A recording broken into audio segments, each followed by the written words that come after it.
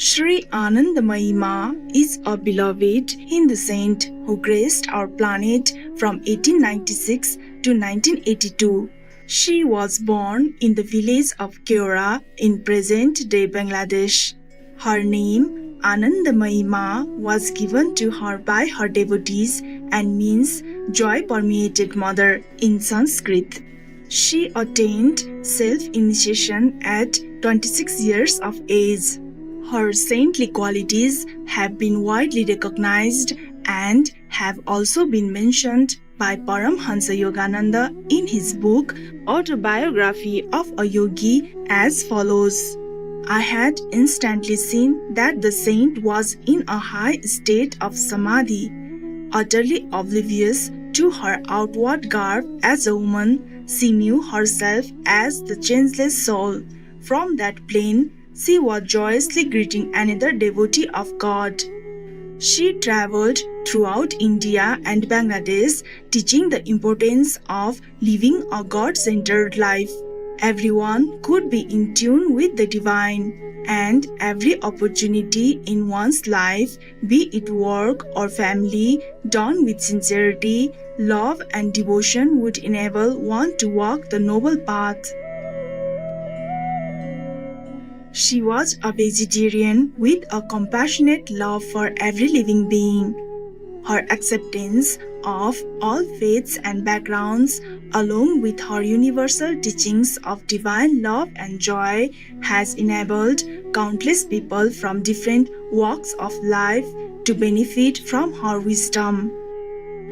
Sri Anandamayi Ma was renowned for her realization of joyous self-sufficiency and ability to lovingly connect with people through her spontaneous discourses, kindly directed at the individual audience to enable greatest understanding.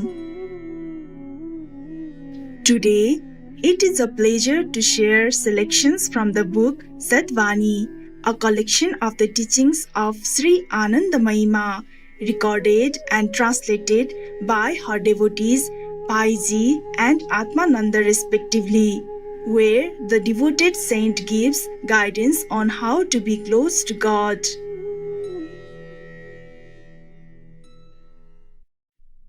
Restlessness, agitation, doubt, and the like are certainly objectionable, yet it is the search for happiness that lies at their root. Like a child, thoughtlessly flitting here and there, not discriminating between good and evil, the mind ever seeks joy. But the evanescent pleasures of this world that come and go cannot hold the mind for long. Loving attention and reprimand are both necessary for the education of a child. In a like manner, the mind has to be trained. By frequenting the company of sages, saints, and seekers after truth, by harboring only pure and noble thoughts and emotions, by listening to religious discourses, and by reading books of wisdom, will be provided the right sustenance for the mind inwardly as well as outwardly. Gradually, you become free from all worries until at last you find your rest in the Supreme. On the battlefield, one has to lay stress on the means of self-defense rather than on provocative attack. Similarly, one should take special care to keep oneself protected within the entrenchment of discrimination and intelligent reasoning reinforced by consecrated activities that make the mind God-centered, so that the outer enemy in the form of craving for sense pleasures may not be able to intrude. The mind is its own friend or foe. The mind itself has to destroy its own ignorance. The easiest and most effective means for purging the mind is to associate with saints and seekers after truth and to ceaselessly invoke the name of God. People seek only outer opportunities and conveniences. They fail to realize that so long as they are merely concerned with success and failure, they simply remain on the surface of things. Unless one looks within and without simultaneously, God cannot be found. The body, worldly possessions, one's home and people belong to the external. Meditation on the self and the endeavor to let one's thinking be permeated by him are inner processes. To run after physical and mental comforts will only strengthen attachment to external pleasures, and rust will collect inwardly. This is why life after life has to be spent in cleansing the mind from all accumulated dross and impurity. So long as one cannot make a clean sweep of outer attractions, one should at least aim at directing one's attention within as well by seeking the essence of things and meditating on Him, who is bliss eternal. Gradually, the glorious moment will dawn when one's whole being will be united in single-minded contemplation and the inner and outer welded into one. You are given too much discussion about sattvic or pure vegetarian food. For this body, sattvic food means to nourish oneself with divine thoughts and emotions and to abide in the awareness of truth or God. If once a day you eat perfectly pure vegetarian food but remain engrossed in worldly thoughts all day and night, of what use can sattvic food possibly be to you?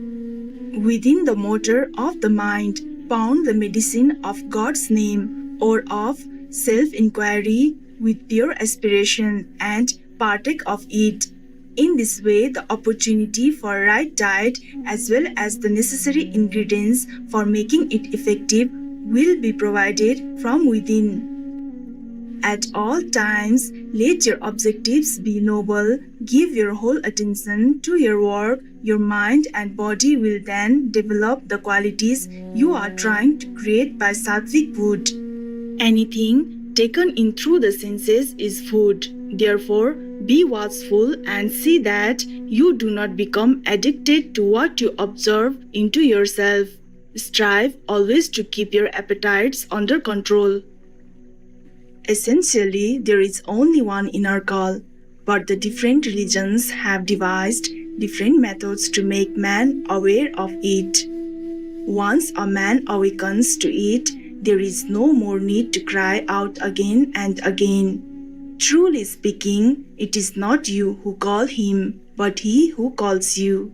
Just as in the hushed silence of night, the sound of distant temple bells can be clearly heard, even so, when through intense and undivided devotion to him, the hunger of the senses is stilled, his call will find response from your inmost depths and reverberate through your whole being. Then and then only will true prayer spontaneously flow from your heart. This divine call is bound to come to everyone, for Shiva, the eternal spirit, has resolved himself into Jivas, sentient beings, and every creature has to become reconverted again into Shiva, or the eternal spirit. Just as water freezes into ice and ice melts into water, so this play of transformation of Shiva or the eternal spirit into Jiva or sentient beings and Jiva into Shiva goes on and on through eternity. In this world, one cannot afford to ignore anyone. Every human being has a claim to some measure of respect and support from every other. No one should think that he is of greater importance for the maintenance of order in the universe than anyone else. Without a ruler, a country cannot be governed. On the other hand, there can be no ruler without subjects. Each one is progressing continually on the path of action that has been assigned to him by the Creator. Therefore, To consider oneself great and others small because of any merit or position of prestige one may have acquired is a serious mistake. Rather than regard this vast universe as a conglomeration of countless particles, look upon it as one indivisible cosmos, and all distinctions between high and low will then disappear. A man who respects himself will have even more respect for others. Without respect, reverence cannot develop, and without reverence, love will not awaken. When love is wanting, the Lord of love recedes into the far distance and will be difficult to find. For more information on Sri Anandamayi Ma, vegetarian, please visit Sri Anandamayi Ma Sang.org. Vegan, because we cannot sell our soul for meat and blood. Gentle viewers, it was wonderful to have your company today for words of wisdom.